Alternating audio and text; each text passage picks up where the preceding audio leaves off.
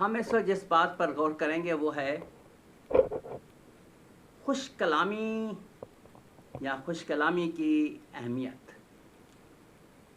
میرے عزیزو، زبان سے نکلی ہوئی بات کمان سے نکلے ہوئے تیر کی مانند ہے جو لوٹ کر کبھی واپس نہیں آتا۔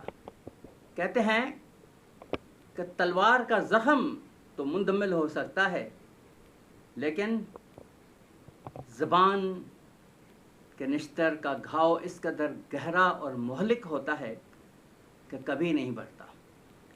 چنانچہ بولنے سے پہلے ہمیں بات کو خوب تول لینا چاہیے تاکہ بعد میں ندامت اور ذلت اور رسوائی کا سامنا نہ کرنا پڑے۔ زبان انسانی جسم میں ایک چھوٹا سا عضو ہے۔ اس کا درست اور برموقع استعمال انسان کو عزت و عظمت بخشتا ہے، جبکہ غلط اور بے موقع استعمال رسوا و ذلیل کرتا ہے اور دوسروں کی نظروں میں قدر گھٹا دیتا ہے۔ اچھی گفتگو کرنے والے لوگ ہمیشہ دوسروں کے دلوں میں گھر کر جاتے ہیں۔ لوگ ان کی رفاقت سے محفوظ ہوتے ہیں، لیکن بد زبانی کرنے والوں سے دانش مند لوگ نفرت کرتے اور ان سے کنارہ کشی اختیار کرتے ہیں۔ ایک دفعہ کا ذکر ہے کہ حضرت لقمان کے آقا نے آپ کے سپرد ایک بکری کی اور حکم دیا کہ اسے ذبح کر کے اس کے گوشت کا سب سے اچھا حصہ نکال کر لائے۔ آپ اس کی زبان اور دل نکال کر لے آئے۔ پھر آقا نے ایک اور بکری دی اور سب سے برا حصہ نکال کر لانے کا حکم دیا۔ آپ نے اسے ذبح کرنے کے بعد پھر زبان اور دل نکال لائے۔ آپ کا آقا بہت حیران ہوا۔ اس کے استفسار پر آپ نے جواب دیا، میرے آقا، اگر زبان اور دل پاک اور راست ہیں تو بدن میں ان سے اچھا حصہ کوئی نہیں، لیکن اگر یہ خراب ہوں تو ان سے برا حصہ کوئی نہیں ہوتا۔ ڈاکٹر محمد اسلم صدیقی کی زبان جیسی نعمت عظمیٰ کا ذکر یوں کرتے ہیں کہ خدا کی بے شمار نعمتوں میں سے ایک بہت بڑی نعمت زبان ہے۔ اس سے مسرت اور شادمانی کی فصل لہلاتی ہے۔ اس سے انسانی دکھوں کے کانٹے اگتے ہیں اور دامن انسانیت کو تار تار کرتے ہیں۔ تمام تر انسانی معاملات میں ہمواری کا بھی یہی سبب ہے۔ زندگی کی تمام ناہمواریوں کا باعث بھی یہی ہے۔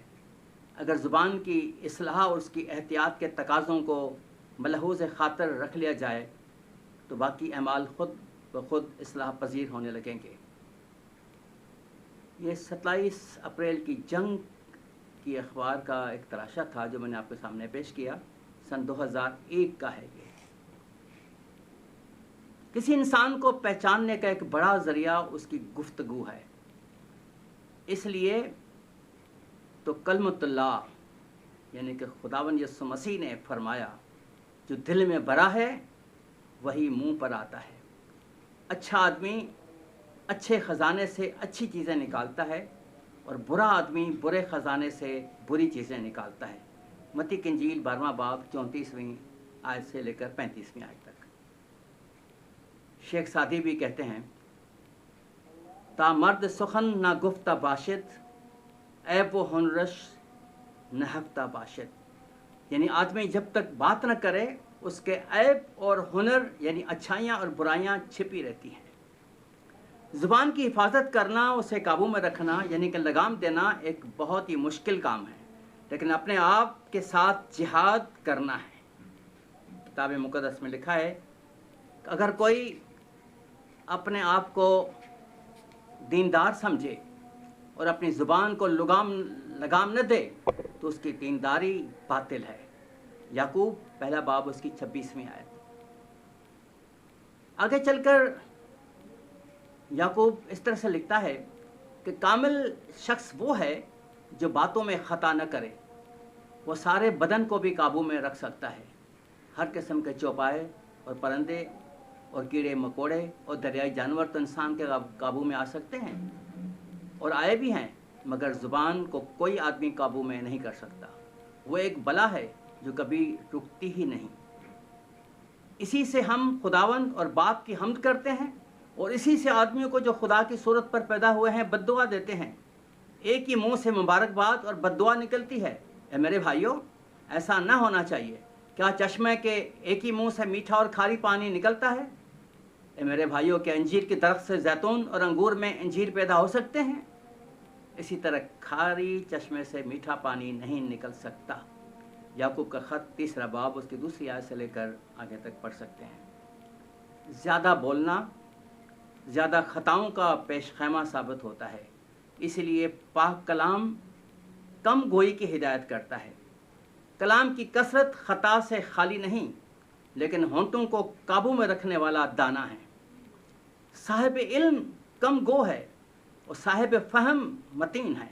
इमसाल 10वां बाब उसकी 19वीं आयत और इमसाल 17वां बाब उसकी 23वीं आयत। हर शख्स सुनने में तेज़ और बोलने में धीरा हो। याकूब 1 बाब 19वीं आयत। हम मीठी और नरम ज़बान से पत्थर दिलों को भी मोम कर सकते हैं, लेकिन ज़ुबान से सादर होने वाला एक लफ्ज़ हमारी हिलाकत का बायस बन सकता है। नरम ज़बान हड्डी को भी तोड़ देती है। अपने मुंह की निगहबानी करने वाला अपनी जान की हिफाजत करता है, लेकिन जो अपने होंठ पसारता है हिलाक होता है। और मौत और ज़िंदगी ज़बान के काबू में है। अहमद के होंठ फितना अंगेज़ी करते हैं और उसका मुंह तमाचों के लिए पुकारता है। उसके होंठ उसकी जान के लिए फंदा हैं। इमसाल 25वां बाब 15वीं आयत, इमसाल 13वां बाब 3री आयत, इमसाल 18वां बाब 21वीं आयत। पाक कलाम में अच्छी ज़ुबान की तारीफ़ की गई है, जबकि बदज़ुबानी से मना किया गया है। इमसाल 10वें बाब की 20वीं आयत में लिखा है, सादिक की ज़बान खालिस चांदी है, अक्लमंद के लबों पर हिकमत है, सेहत बख्श ज़बान हयात का दरख्त है। ज़बूर 39 पहली आयत में है कि ऐ बंदे खुदा, मैं अपनी राह की निगरानी करूँगा ताकि मेरी ज़बान से ख़ता न हो। मैं अपने मुंह को लगाम दिए रहूँगा। खुदा ज़ुल जलाल से फ़ज़ल मांगें कि वो हमें इस अहद पर कायम रहने और अपने लबों की हिफाजत करने की तौफीक बख्शे।